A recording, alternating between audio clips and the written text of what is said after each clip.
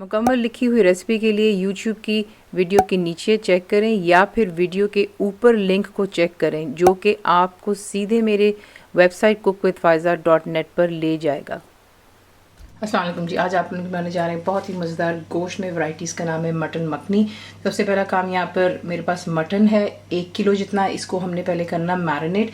तो इसमें आप डालेंगे नमक 1 टीस्पून बिल्कुल भरकर है, पिसी हुई काली मिर्च डालेंगे 1 टीस्पून भरकर, अदरक और लहसुन का पेस्ट बीच में जाएगा 1.5 टेबल स्पून और दही जाएगी इसमें 1 कप बिल्कुल भरकर। ठीक है, इन तमाम चीज़ों को अच्छे से मिक्स करते हैं और इसको मैरिनेट करने के लिए आपने जो है 1 घंटा, इसको 1 से 2 घंटा दे दीजिएगा। ज़रा अच्छे से जो है गोश्त के अंदर में अदरक लहसुन वगैरह का जायका भी चला जाता है और थोड़ा सा ही टेंडर भी हो जाता है।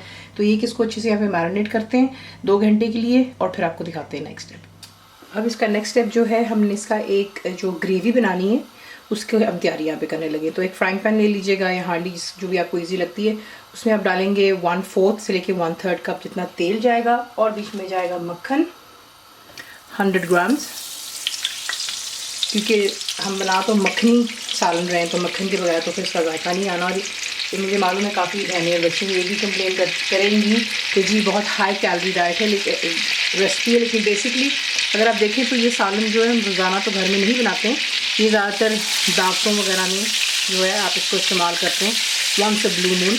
तो ट्राई ज़रूर कीजिएगा। एनीवे मक्खन को मेल्ट हो जाने दें यहाँ पर और फिर मैं आपको दिखाती हूँ नेक्स्ट। मक्खन मेल्ट हो गया, अब इसमें आप ऐड करेंगे काजू। 2 टेबलस्पून काजू है मेरे पास, गिनती में समझे 20-25 होंगे। ठीक है, अगर आपके पास काजू नहीं है, पसंद नहीं है, तो आप इसकी जगह बादाम भी डाल सकते हैं। उसके बाद बीच में हम डालेंगे प्याज। इसमें आप डाल दें 2 बहुत बड़े साइज़ की। ठीक है, क्योंकि इसका मसाला जो है इसी में सारा जायका है, तो इसीलिए 2 बड़े साइज़ की प्याज डाल दें। अगर ज़्यादा मसाला पसंद करते हैं तो फिर आप बेशक जो है 3 बड़ी भी कर सकते हैं। रफली आपने इसको चॉप करना है और आप देखेंगे क्यों, इसलिए फ़िलहाल इसको ज़्यादा बारीक काटना या कोई इतना फैंसी काटने की ज़रूरत नहीं है। उसके बाद इसमें आप डालते हैं लहसुन की जगह जाएंगे 8 बड़े साइज़ के हैं वो डाल दें।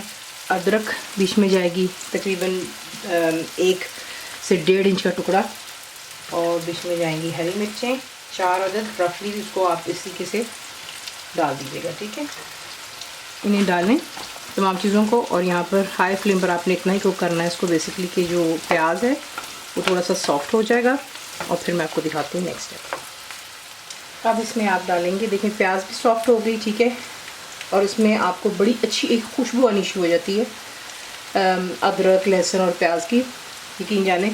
तो यहाँ पर जो है ये हो गया यहाँ पर सॉफ्ट। अब इसमें आप ऐड करेंगे टमाटर। 4 बहुत बड़े साइज़ के टमाटर थे मेरे पास, वो भी इसी में डालेंगे और फ्लेम अभी भी हाई पर रखेंगे। इसको मज़ीद थोड़ा इतना और कुक करेंगे कि जो टमाटर हैं वो भी आप देखेंगे सॉफ्ट हो जाते हैं। तो ये कि तमाम चीज़ों को अच्छे से यहाँ पे और कुक हो जाने दें और फिर मैं आपको दिखाती हूँ नेक्स्ट स्टेप। तो देखिए ये परफेक्टली हो गया। अब इसे आप निकाल करके किसी बोल या किसी बर्तन में रखें ताकि ठंडा हो जाए और फिर इसे हम करेंगे बिल्कुल ग्राइंड इनटू अ पेस्ट। तो इसको मैं पहले ठंडा होने देती हूँ और फिर ग्राइंड कर आपको दिखाती हूँ कि नेक्स्ट स्टेप क्या है। अब जो इसका नेक्स्ट स्टेप है वो मैं आपको दिखाने लगी हूँ, लेकिन सबसे पहले आपको दिखाई थी जी देख लें, जो पेस्ट बनाई थी वो मैंने ग्राइंड कर ली है, वो साइड पर रख दी हुई है। अब आपको दोबारा जो है प्रेशर कुकर में बना लें, हांडी में, वो आपकी अपनी मर्ज़ी है। जो मैरिनेटेड गोश्त है हमने उसकी कुकिंग करनी है। तो सबसे पहले जो यहाँ पर है तेल आपको चाहिए दोबारा 1/3 कप तेल है और 100 ग्राम दोबारा मक्खन है। तो मक्खन थोड़ा सा बीच में मेल्ट हो जाए तेल के साथ में, तो फिर इसके बाद आपको दिखाते हैं आप इसमें क्या ऐड करना है।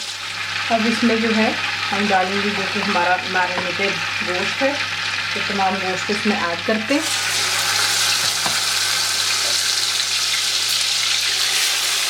अब इसमें आप डालेंगे पिसी हुई लाल मिर्चें, कम या ज़्यादा आप खुद कर सकते हैं। मैं इसमें जो है 2 टीस्पून डाल रही हूँ। भुना और कुटा ज़ीरा बीच में जाएगा 1 टेबलस्पून बिल्कुल भरकर है। भुना और कुटा धनिया ये भी 1 टेबलस्पून है। ठीक है, इसको यहाँ पर मिक्स करते हैं और यहाँ पर आप इसको टेस्ट भी कर सकते हैं।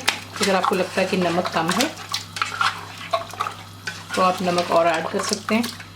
मैं इसको बना रही हूँ प्रेशर कुकर में, तो इसमें मैं सिर्फ 1 कप जितना पानी डालूँगी। अगर आप इसको सादी हांडी में डाल रहे हैं तो फिर आपको कम से कम 1.5 से 2 गिलास पानी चाहिए होगा, ताकि अच्छे से मटन गल जाए, क्योंकि मटन जो है वो टाइम भी लेता है गलने में।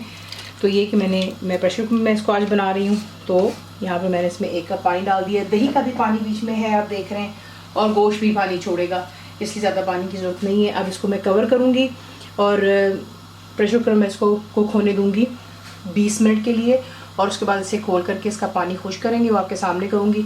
तो इसको जो है पहले कुक हो जाने दें अच्छे से गोश्त को, और फिर आपको दिखाते हैं नेक्स्ट स्टेप। तो देख लीजिए यहाँ पे मटन अच्छे से गल गया। अब इसमें आप ऐड करेंगे ये हमारा ग्राइंड किया हुआ जो मिक्सचर है, ये तमाम इसमें ऐड करें। उसके बाद इसमें जाती है क्रीम चीज़, 3 टेबलस्पून भरकर है।